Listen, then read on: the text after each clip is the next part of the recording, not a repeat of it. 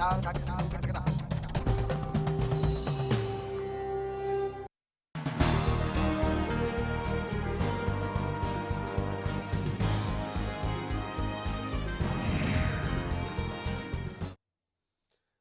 बड़ी खबर देख रहे हैं आप और मैं हूं गौरव के पांडे। सबसे पहले इस वक्त एक ब्रेकिंग न्यूज आ रही है, उसकी तरफ हम आगे बढ़ेंगे। इस वक्त बड़ी खबर आ रही है, एसवाईएल मुद्दे पर राष्ट्रपति भवन पहुंचे हैं कांग्रेसी नेता, सांसद और विधायक सभी इसमें शामिल हैं। राष्ट्रपति से मिलने के लिए कांग्रेसी नेता पहुंचे हैं। 7 बजे का वक्त मुकर्रर किया गया था और इस मिलने वालों में से पूर्व सीएम भूपेंद्र सिंह हुड्डा भी मौजूद हैं। एसवाईएल मुद्दे पर राष्ट्रपति में से मुलाकात करने के लिए तमाम नेता वहां पहुंचे हैं और राष्ट्रपति के सामने इस पर वो चर्चा करेंगे, अपनी बात रखेंगे, अपना रुख रखने की कोशिश करेंगे। 7 बजे का वक्त भी मुकर्रर किया गया था। अनिल बोर हमारे संवाददाता इस वक्त हमारे साथ फोन लाइन पे है। अनिल, इस वक्त क्या अपडेट है?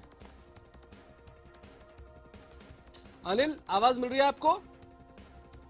चलिए, लगता फोन डिस्कनेक्ट हो गया, लेकिन आपको बताएं कि पूर्व सीएम भूपेंद्र सिंह हुड्डा भी मौजूद है तमाम कांग्रेसी नेताओं के साथ, जो राष्ट्रपति भवन पहुंचे हैं और एसवाईएल के मुद्दे पर राष्ट्रपति भवन पहुंचकर राष्ट्रपति से मुलाकात करेंगे और यहां अपने रुख से, अपनी चिंताओं से अवगत कराएंगे। अनिल मोर हमारे संवाददाता एक बार फिर से फोन लाइन पे हैं। अनिल, क्या अपडेट है? कौन कौन से लोग पहुंचे हैं वहां? देखिए, कांग्रेस के सांसद और विधायक जो हरियाणा से संबंध रखते हैं, वो राष्ट्रपति भवन पहुंच के अब से कुछ ही पलों में राष्ट्रपति से मुलाकात शुरू हो जाएगी।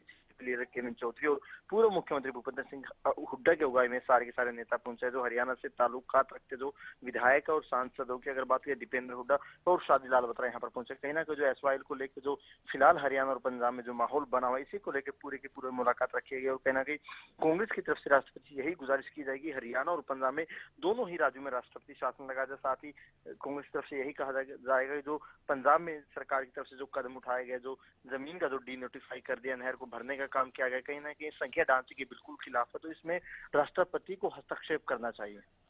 अरे, हस्तक्षेप की मांग तो कर रहे हैं। सुप्रीम कोर्ट ने ऑलरेडी स्टे लगा दिया है और कह दिया है कि यथास्थिति अभी रहेगी फिलहाल, जब तक अगली सुनवाई नहीं होती है या इस मामले का निपटारा नहीं होता है। तो राष्ट्रपति से वो क्या डिमांड करेंगे और राष्ट्रपति का क्या रुख हो सकता है इस पे? देखिए, राष्ट्रपति से भी उस मामले को लेकर ही बातचीत करेगी, क्योंकि अगर देखा जाए पूरे के पूरे मामले की सुप्रीम कोर्ट की संवैधानिक पीठ में सुनवाई चल रही है, कहीं ना कहीं प्रेसिडेंट रेफरल भी इस मामले पर लगा, तो ऐसे में यही गुजारिश करेंगे राष्ट्रपति भी हस्तक्षेप करे, केंद्र सरकार पर यही दबाव डाला जाए कि जल्दी से जल्दी इस मामले की सुनवाई हो, ताकि जो हरियाणा को उसके हिस्से का पानी मिल पाए।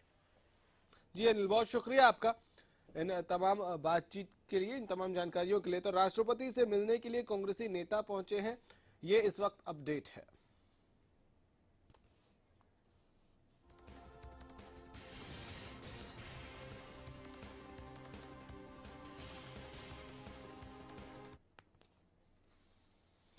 अब हम बात करेंगे सरकार पर दोहरे संकट की। संकट में सरकार और सरकार का संकट, एक तरफ एसवाईएल, दूसरी तरफ जाट आंदोलन, दोनों ही मसलों पर पूरी तरह से घिर चुकी है खट्टर सरकार। मामला सिर्फ सियासत तक नहीं है, बल्कि सियासत से आगे भी पूरे सूबे में बने मौजूदा हालात सबसे बड़ी चुनौती बनकर सामने हैं। आरक्षण की आहट से रोहतक के अलावा आपको बताएं कि जींद, सोनीपत, हिसार जैसे जिलों में अलर्ट जारी कर दिया गया है। सेना की तैनाती भी कर दी गई है। जाटों से बातचीत का रास्ता खुला रखा गया है। 7 सूत्री मांगे जो हैं वो जाटों ने इस पर अपना सामने रखा भी है। पहले ये रिपोर्ट देखिए, फिर चर्चा शुरू करेंगे।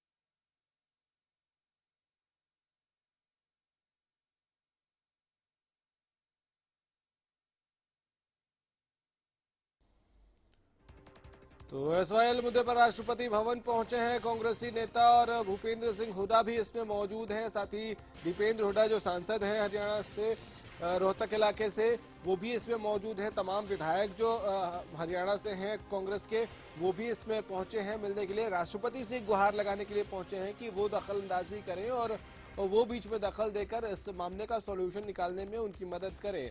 एसवाईएल मुद्दे पर आपको पता है पिछले कुछ वक्त में पंजाब और हरियाणा की सियासत किस तरह से गरमाई है। हालांकि बीजेपी ने भी अपनी तरफ से भरपूर कोशिश की थी कि केंद्र की सरकार से वो गुहार लगाए, गृह मंत्री से मिले, प्रधानमंत्री से मिले, लेकिन उसके बावजूद अब तक सोल्यूशन कुछ नहीं निकलता नजर आया। सुप्रीम कोर्ट ने हालांकि स्टे जरूर लगा दिया है। तो अब राष्ट्रपति से मिलने के लिए सीएम भूपेंद्र सिंह हुड्डा वहां पहुंचे हैं और उनके साथ सांसद दीपेंद्र हुड्डा भी हैं। और उसके अलावा अगर हम बात करें तो तमाम विधायक जो कांग्रेस के हैं हरियाणा से, जिनका ताल्लुकात है, वो भी इन सब के साथ वहां पहुंचे हैं। भूपेंद्र सिंह हुड्डा भी हैं। तो एसवाईएल मुद्दे पर राष्ट्रपति भवन पहुंचे हैं अपने गुजारिश लेके, अपनी फरियाद लेकर कि वो दखल अंदाजी करें राष्ट्रपति, ताकि इसका कोई सोल्यूशन निकल सके। हालांकि इसमें राष्ट्रपति के पास पहुंच के कितना सोल्यूशन निकाला जा सकता है, ये अपने आप में बड़ा सवाल है, क्योंकि ये मामला अदालत में ऑलरेडी चल रहा है। सुप्रीम कोर्ट ने इसमें ऑर्डर्स भी दिए हैं, स्टे लगा दिया है कि यथास्थिति बनाए रखना है। ये तस्वीरें भी हम आपको दिखा रहे हैं कि राष्ट्रपति भवन कैसे ये तमाम लोग पहुंचे हैं। पूर्व सीएम भूपेंद्र सिंह हुड्डा भी इसमें मौजूद हैं। तो एसवाईएल मुद्दे पर राष्ट्रपति भवन पहुंचे हैं तमाम कांग्रेसी नेता और ये राष्ट्रपति के सामने गुहार लगाने के लिए पहुंचे। अब इसको पॉलिटिक्स कहें, शुद्ध सियासत कहें, या सच में इनकी इंटेंशन है कि ये सॉल्व हो जाए और इसके लिए राष्ट्रपति के पास पहुंचे हैं, ये भी जरा समझने की कोशिश करिए। क्योंकि अगर कांग्रेसी नेताओं को, भूपेंद्र सिंह हुड्डा को इतनी ही इच्छा थी कि ये सॉल्व हो जाए, तो उनके पास भी वक्त था।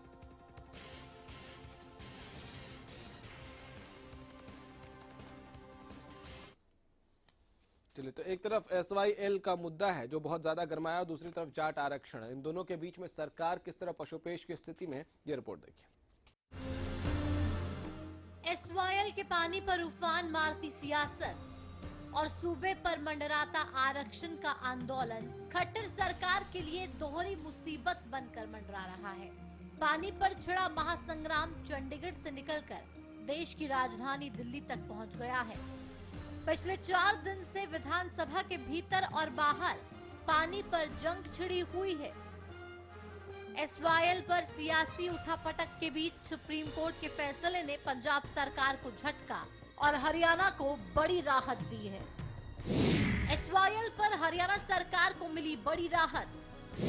एससी ने पंजाब सरकार को नहर पर यथास्थिति बनाए रखने का आदेश दिया। सुप्रीम कोर्ट ने एसवाईएल नहर मामले में रिसीवर की नियुक्ति की। हरियाणा सरकार ने एससी से रिसीवर की नियुक्ति की मांग की। दोनों राज्यों के मुख्य सचिवों को बनाया गया रिसीवर। केंद्रीय गृह सचिव को भी बनाया रिसीवर। पंजाब सरकार के फैसले पर सुप्रीम कोर्ट की कड़ी टिप्पणी। सुप्रीम कोर्ट के फैसले की अनदेखी पर हम मूक दर्शक नहीं रह सकते। मैं आभार व्यक्त करता हूं सुप्रीम कोर्ट का इस विषय में कि उन्होंने जो पंजाब ने एक असंवैधानिक एक्ट को पास करने का जो प्रयत्न किया, उसके ऊपर सुप्रीम कोर्ट ने संज्ञान लिया और उसके ऊपर स्टे लगाया है। और इसी प्रकार से जो एसवाईएल का जो नहर का हिस्सा पंजाब में हुआ था, उसकी खुदाई करके उसको भरने का काम किया था, उसके लिए उन्होंने एक स्पेशल के लिए इंस्ट्रक्शन दिया कि इसको केस प्रॉपर्टी बना दिया जाए। और रिसीवर के नाते से उन्होंने पर्सनल तौर पर DG Punjab, chief secretary Punjab, home secretary Punjab, उनको जिम्मेवार ठहराया कि आगे इस पर एक भी कार्रवाई इस प्रकार की नहीं होनी चाहिए जिसमें उस केस प्रॉपर्टी का कोई नुकसान हो। विषय बहुत ही संतोषजनक है, खुशी भी स्वाभाविक है कि एक गलत काम को होते हुए जब सब लोग देख रहे थे, हमने अपना ऑब्जेक्शन भी इसमें दर्ज कराया था, अपनी आपत्ति दर्ज कराई थी। बादल साहब को भी मैंने अपनी नाराजगी व्यक्त की थी और हम लोगों ने इसका एक निंदा प्रस्ताव भी पारित किया था जो केजरीवाल ने बोला था, और जो भी गलत काम हुए थे उसके ऊपर सब प्रयत्न हमने किए थे, और जिसके कारण से सुप्रीम कोर्ट ने इसका संज्ञान लिया, तो बहुत ही एक संतोष की बात है, खुशी की बात है। सरकार में कोई लेना इसका अर्थ नहीं है ये, क्योंकि पंजाब सरकार के बारे में निर्णय दिया गया है, तो कंटेम्प्ट ऑफ कोर्ट अगर होगा तो पंजाब सरकार के खिलाफ होगा। कोर्ट का फैसला भले ही सरकार के लिए राहत भरा हो, लेकिन पानी के सियासी संकट अब भी बरकरार है। पंजाब है कि मानने को तैयार नहीं। पंजाब विधानसभा में एसवाईएल के लिए अधिग्रहित की गई जमीन को डिनोटिफाई करने का बिल पास किया जा चुका है। बिल को फिलहाल राज्यपाल की मंजूरी नहीं मिली है, लेकिन पंजाब टस से मस होने को तैयार नहीं। बावजूद इसके सरकार को एसवाईएल का समाधान नजर आ रहा है। देखिए, कांग्रेस पार्टी अलग तरह की इस सारे विषय में राजनीति कर रही है जिसका तो मतलब नहीं है। इस प्रकार के एसवाईएल के विषय में इस प्रकार से विधानसभा के अंदर बात आई, अगर वो विधानसभा में होते तो यहाँ जो संकल्प पारित किया गया एसवाईएल के ऊपर कि हरियाणा का पूर्ण अधिकार एसवाईएल के पानी के ऊपर है और पंजाब की उसमें निंदा की गई, इस विषय में वो गंभीर लड़ाई लड़ना नहीं चाहते, इसलिए वो सदन से बाहर होने का उन्होंने एक नाटक भी यहाँ पे किया है। अभी तो कानून ही वो गलत है, संविधान उसकी इजाजत नहीं देता। सुप्रीम कोर्ट पहले टिप्पणियां कर चुका कि इस प्रकार से स्टेटें यूनिलेटरली कोई कानून नहीं बना सकते हैं। तो ये तो सिर्फ राजनीतिक गिमिक है, पॉलिटिकल गेम। लोगों को कैसे उन्होंने अपने ओर आकर्षित करना है कि हम ही तुम्हारे उसके में कौन कांग्रेस लिख के दे दे कि सबके इस्तीफा देने से एसवाईएल बन जाएगी तो दे देंगे। एसवाईएल के संकट के बीच जाट आंदोलन की आहट सूबे के लिए महासंकट बन चुकी है। गुरुवार को जाटों का 72 घंटे का अल्टीमेटम खत्म हो चुका है, जिसके बाद रोहतक में अखिल जाट आरक्षण संघर्ष समिति के अध्यक्ष यशपाल मलिक की अगुवाई में जाटों ने बैठक की। जाटों का 72 घंटे का अल्टीमेटम खत्म हो चुका है। 18 मार्च को सीएम से मुलाकात करेंगे जाट नेता। बातचीत के बाद आगे की रणनीति तय करेंगे जाट। 21 मार्च को दिल्ली में हो सकती है राष्ट्रीय स्तर की बैठक। 18 मार्च को यशपाल मलिक डीजीपी से भी करेंगे मुलाकात। सरकार ने इसी सत्र में आरक्षण विधेयक लाने का किया था ऐलान, लेकिन गुरुवार को भी सदन में पेश नहीं हो सका आरक्षण बिल। तिथि नहीं तय की थी, ये हमने ये कहा है कि इस सत्र के दौरान कभी भी पेश होगा, इसके भी कोई तिथि तय नहीं है। वो भी तैयार हो रहा है, उसमें जो भी लोग उसको तैयार करने वाले हैं उसकी जितनी भी बारीकी है उसको समझ करके और संबंधित पक्षों से बातचीत करने के बाद उसको तैयार करेंगे और इस सत्र के दौरान कभी भी पेश होगा। सूबे की सियासत में गरमाया हुआ एसवाईएल और आरक्षण दोनों पर सरकार चौतरफा घिरी है। दोनों का ही समाधान कर पाना सरकार के लिए मुसीबत बन गया है। एसवाईएल का पानी और जाटों को आरक्षण देना सरकार के लिए किसी भी सरदर्द से कम नहीं है। सवाल ये है कि आरक्षण पर आंदोलन की मुसीबत से कैसे निपटेगी सरकार? जाट आरक्षण विधेयक पर क्यों नहीं बन पा रही सहमति? क्या फिर से आंदोलन की स्थिति बन रही है? एसवाईएल का मसला सुलझ पाएगा? क्या इस सत्र में हरियाणा के हिस्से आएगा एसवाईएल का पानी? क्या सुप्रीम सहारे के बाद हरियाणा को मिलेगा केंद्र का सहारा?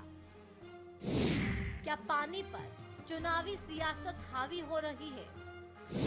दोहरे संकट की मार झेल रही सरकार के लिए क्या है आखिरी रास्ता? Bureau report, Haryana news.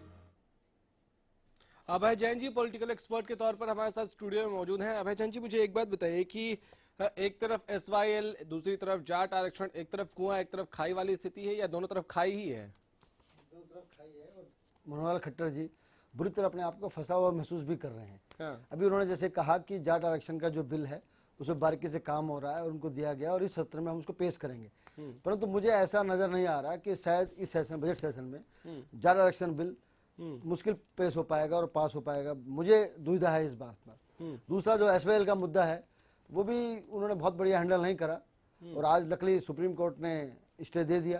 और सबसे बढ़िया बात ये करी है सुप्रीम कोर्ट ने आज कि डीजीपी पंजाब और चीफ सेक्रेटरी पंजाब को ये हिदायत दी है कि यह केस प्रॉपर्टी है और you have to keep that thing intact. मतलब कि अब डीजीपी और चीफ सेक्रेटरी की जिम्मेदारी है कि कोई भी उस प्रॉपर्टी में कोई बदलाव ना आए, मतलब जो थोड़ी बहुत भर दी गई वो भी भर दी जाएगी, बाकी अगर कोई भरता है तो उस पर कंटेम्प्ट ऑफ कोर्ट लग सकता है। तो ये सुप्रीम कोर्ट ने बहुत बढ़िया पहल करी है और डीजीपी और चीफ सेक्रेटरी पंजाब की जिम्मेदारी बढ़ गई है। अब मुझे ऐसा लगता है कि वहाँ कोई ऐसी जो भरने की बात आ रही थी नहर को, अब कोई नहीं भर पाएगा। ठीक है। अभय जी, मुझे एक बात बताइए कि एक एक करके अगर हम दोनों मुद्दों को देखें तो एसवाईएल पर चलिए थोड़ी देर के लिए ही सही, लेकिन सिरदर्द तो फिलहाल सरकार की कम हो गई है। एक खाई पर तो पुल बनता नजर आ रहा है, कम से कम अभी बचने का रास्ता निकलता नजर आ रहा है। आरक्षण पर स्थिति और बद से बदतर होती जा रही है क्योंकि अल्टीमेटम भी खत्म हो गया है। हाँ बिल्कुल ठीक कहा आपने। जहाँ तक एसवाईएल की बात करें तो सुप्रीम कोर्ट ने आज हरियाणा सरकार को बहुत बड़ी रिलीफ दे दी है और पंजाब सरकार के लिए थोड़ी बहुत मुसीबत खड़ी हो गई है। जहां तक बात करें जाट आरक्षण मुद्दे की, परंतु आज देखिए जाट आरक्षण मुद्दे में कल सरकार ने पूरे जो 21 जिले थे हरियाणा के, वहां के एसपी ने, डीसी ने मीटिंग ली और पूरा हिदायत किया है कि इस बार आंदोलन को स्ट्रिक्टली हैंडल किया जाएगा। हम किसी भी इस बार स्ट्रिक्टली हैंडल किया जाएगा, ये थोड़ा और ज्यादा जो है अजीब सा साउंड करता है। पिछली बार क्यों नहीं किया, ये भी बड़ा सवाल उठ जाता है। एक छोटा सा ब्रेक लेंगे, ब्रेक से जब लौटेंगे तो इस चर्चा को आगे बढ़ाएंगे और सरकार की दुविधा, सरकार के पशोपेश दोनों पर करेंगे बात।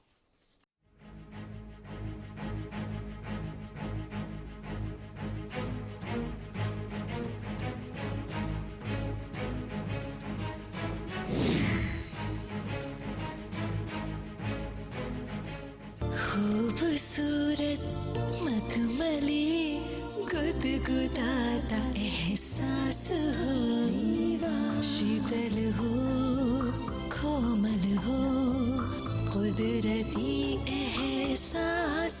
Riva, a beating force in style.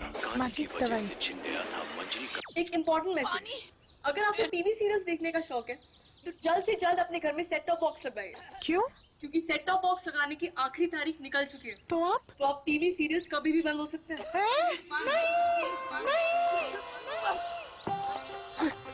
नहीं, सीरियल्स के बिना दिन कैसे कटेंगे हमारे? आप ही बताइए ना, कौन सा सेट टॉप बॉक्स लगवाए?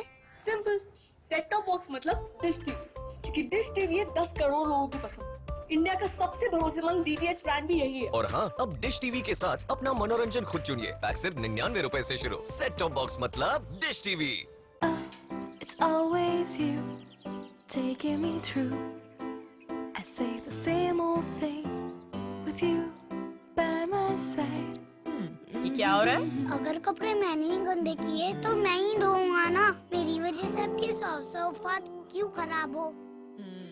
वेल मिस्टर खुद्दार, कपड़े तो साफ हो गए और आपकी सॉफ्ट हाथ अभी भी सॉफ्ट है। मैं भी ना यूं ही टेंशन लेता हूँ। लो, इसे भी आप साफ कर दो। कपड़े कलर्ड हो या व्हाइट, स्टेन्स की छुट्टी पक्की। कपड़े और हाथ वुश करे खुश।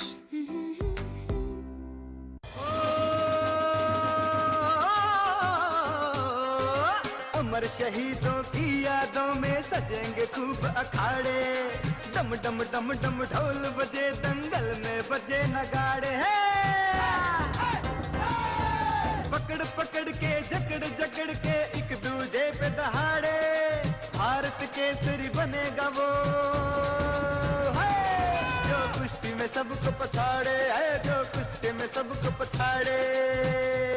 अमर शहीदों की याद में 21 से 23 मार्च 2016 को हरियाणा में देश के सबसे बड़े भारत केसरी दंगल का आयोजन किया जा रहा है। फ्री स्टाइल कुश्ती के इस इनामी दंगल में विजेता पहलवान को मिलेगा 1 करोड़ रुपए का इनाम, उप विजेता को मिलेगा 50 लाख का इनाम और तीसरे स्थान पर रहने वाले पहलवान को मिलेगा 25 लाख रुपए का इनाम। ताऊ देवीलाल स्टेडियम गुड़गांव हरियाणा में शाम 4 से 9 बजे तक होने वाले इस दंगल में आप सभी आमंत्रित हैं। सिरसा में अब खत्म हुआ अंतर्राष्ट्रीय स्तर की शिक्षा का इंतजार।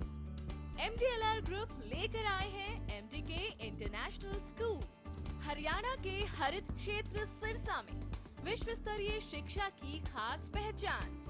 MDK international school Cambridge university London से जुड़े सिरसा के इस पहले रेसिडेंशियल कम डे बोर्डिंग स्कूल के डायरेक्टर हैं कैम्ब्रिज एग्जाम्स के आकलनकर्ता मिस्टर लॉरेंस फ्रे।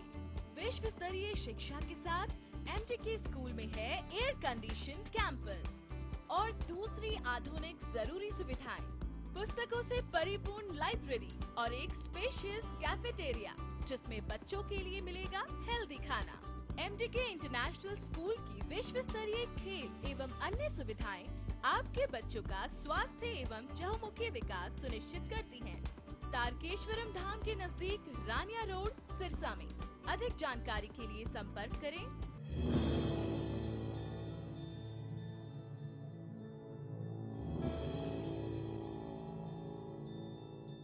2016 के लिए ICS कोचिंग सेंटर 50 लाख रुपए की छात्रवृत्ति की घोषणा करता है। अब की बार 12वीं क्लास के पेपर देने वाले छात्र इसमें एलिजिबल होंगे। 1 साल की तैयारी में सरकारी नौकरी पा सकते हैं। फ्री स्कॉलरशिप के लिए फॉर्म ICS कोचिंग सेंटर के ऑफिस में अवेलेबल है। 1 अप्रैल से पहले सबमिट करवाना है। ICS coaching centre free scholarship test लेगा।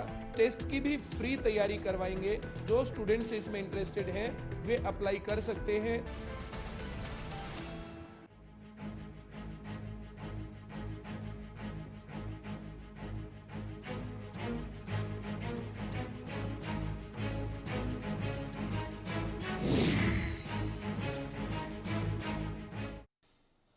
संकट में सरकार है। अभय जैन जी हमारे साथ स्टूडियो में मौजूद हैं। अभय साहब, मुझे एक बात बताइए कि ये जो जाट आरक्षण पर इस वक्त स्थिति बन गई है, क्या एक बार फिर से आप आंदोलन की सुगबुगाहट महसूस कर पा रहे हैं? 72 घंटे का अल्टीमेटम दिया था, वो खत्म हो गया और विधेयक 1 पॉइंट है, सिर्फ जाट आरक्षण सिर्फ 1 पॉइंट है, इसके अलावा बहुत सारी मांगे हैं। देखिए, अब जाट जो समुदाय है वो इस बात को मानता है कि वो उग्र आंदोलन नहीं करेगा।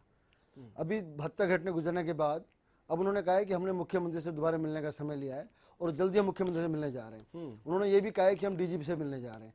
इसका मतलब क्या हुआ कि 72 घंटे के बाद उन्होंने महसूस कर लिया है कि हमारा आंदोलन मास आंदोलन नहीं बन सकता, जाट के मैक्सिमम लोग हमें सपोर्ट नहीं करेंगे, इसलिए वो बातचीत पे आ गए हैं। तो इस बात का स्पष्ट मतलब है कि जाट आंदोलन अब उग्र नहीं होगा। कोई रोड रोक के नहीं जाएंगे, कोई नेशनल हाईवे नहीं रोका जाएगा। ठीक है, सरकार के रुख से भी इस पर असर पड़ता है कि नहीं? रमन मलिक जी बीजेपी के प्रवक्ता है, हमारे साथ फोन लाइन पे हैं। मलिक साहब, एक बात बताइए कि अभी क्या सरकार के लिए बहुत संकट वाली घड़ी आप देख पा रहे हैं? SYL पर हालांकि सुप्रीम कोर्ट के वर्डिक्ट के बाद आपको थोड़ी राहत जरूर महसूस हो रही होगी, लेकिन जाट आरक्षण को लेकर इस वक्त भी आपको लग रहा है कि सुगबुगाहट है टेंशन की? देखिए, मैं एक चीज आपको आप के चैनल से स्पष्ट कर दूं कि सरकार को ना पहले कोई प्रॉब्लम थी ना आज थी। सरकार की ह्यूमैनिटेरियन अप्रोच के लिए, एक मानवता की अप्रोच के लिए हमने बहुत संभल के चले थे। किसकी मानवता के लिए सर? जी, किसकी मानवता के लिए? जो लोग मारे गए थे उनकी मानवता के लिए? जिन लोगों के घर जला दिए गए थे उनकी मानवता के लिए? जिनके जिंदगी भर की पूंजी फूंक दी गई थी उनकी मानवता के लिए? इस आंदोलन के शुरू होने से पहले इनकी सारी शर्तें मान ली थी। बाद भी ये जो आंदोलन हुआ इसका तात्पर्य कुछ और था। जो लोगों की पिटी हुई राजनीति थी वो अपने आप को एस्टैब्लिश करने के लिए इन बच्चों की मौतों के ऊपर उन्होंने अपना राजनीतिक अस्तित्व बनाने की कोशिश करी है। तो वो बहुत कायरतापूर्ण और बहुत अभद्र बात है। करिए ना, पूरा तंत्र आपके पास है, पूरा सिस्टम आपके पास है, सरकार आपकी है, एक्सपोज करिए ना। मुद्दा है सरकार जो है वो के परे नहीं चलती, इसलिए उसे कहीं भी डरने की जरूरत नहीं।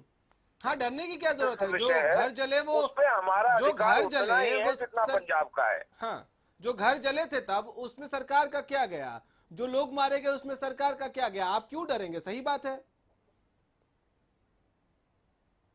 मलिक साहब। चलिए, लगता है फोन डिस्कनेक्ट हो गया। अभय जैन जी, सुना आपने, सरकार तब भी नहीं डरी थी। ह्यूमन कह रहे हैं मानवता के आधार पर। ये मानवता का आधार किसके लिए था? देखिए, सरकार की जिम्मेदारी बनती है, अगर कोई आंदोलन किसी भी राज्य में किसी जिले में अगर उग्र होता है तो वहाँ का DM या राज्य की बात करें तो वहाँ के मुख्यमंत्री की जिम्मेदारी होती है कि उस आंदोलन को रोका जाए। वो कह रहे हैं कि हम ह्यूमैनिटेरियन ग्राउंड में बात करते हैं, मानवता की बात करते हैं, वो ये नहीं कह पा रहे कि हम बिल्कुल फेल हो गए हैं।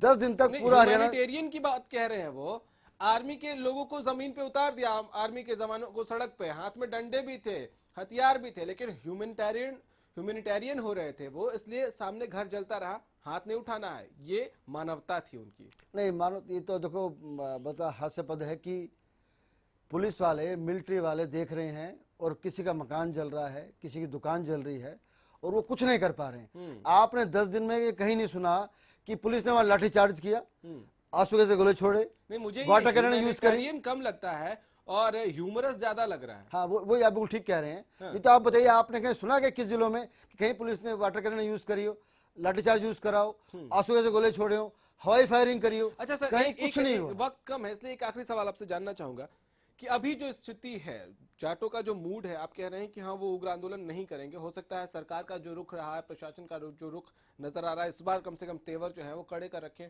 उसकी वजह से भी नरम पड़ सकता है, लेकिन इतने सारे डिमांड्स है 6-7 और विधेयक अब तक सामने नहीं है। विधेयक और आरक्षण सिर्फ एक चीज है। देखो हरियाणा सरकार बड़ी निफस गई है बुरी तरह। पहले हरियाणा सरकार ने ये कहा विपक्ष वाली पार्टियों से कि आप बिल का प्रस्ताव आप बना दीजिए, ऐसा कभी नहीं होता, पर प्रस्ताव तो नेचुरली विपक्ष वाले प्रस्ताव क्यों बनाएंगे? अभी आज मुख्यमंत्री जी ये कह रहे हैं बन रहा है। आप देखिए 25 फरवरी के आसपास आंदोलन खत्म हो गया था, जब सरकार ने कहा था कि बजट सेशन में हम इस बिल को रखेंगे, वो 20 दिन क्या करते रहे? तो इसका स्पष्ट मतलब है कि सरकार अभी भी बिल नहीं बना पा रही है। अभी वार्तालाप करके जाट नेताओं को ऐसा टटोलने की कोशिश कर रहे थे। बहुत शुक्रिया अभय जैन साहब आपका हमसे बातचीत करने के लिए, यहाँ आने के लिए। लेकिन इस वक्त सरकार की जो स्थिति है उसको समझना जरूरी है। सरकार के लोग भले कह रहे हैं कि सरकार घबरा नहीं रही है, लेकिन अगर घबरा नहीं रही है तो ये सेना और ये अलर्ट क्यों? और क्या इस बार इस अलर्ट का असर होगा? क्या इस बार अगर सुलगता है ये आरक्षण का आंदोलन, तो क्या इस बार उसको कमांड करने की पोजीशन में है सरकार? देखना होगा। फिलहाल इतना ही, इजाजत दीजिए, नमस्कार।